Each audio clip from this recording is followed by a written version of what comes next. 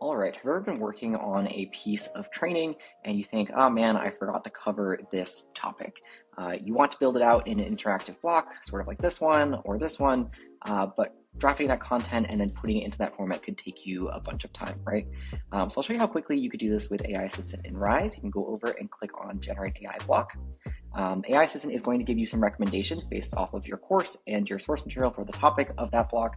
If I had an idea, I could also do that as well and just enter that in the text. I'm going to click on creating powerful conclusions, and then AI Assistant will ask me which format I'd like to use. I could say that I want it to be in a flashcard format.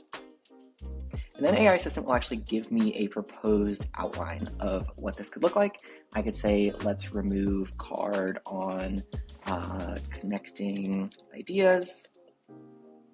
So I have full control here, and then I can go ahead and actually insert that block. So you can see how quickly I was able to do that. I had full control, and I can now continue to edit and move on if I want to. So this is the block generation feature in AI Assistant in Rise. Go try it out in Articulate 360 today.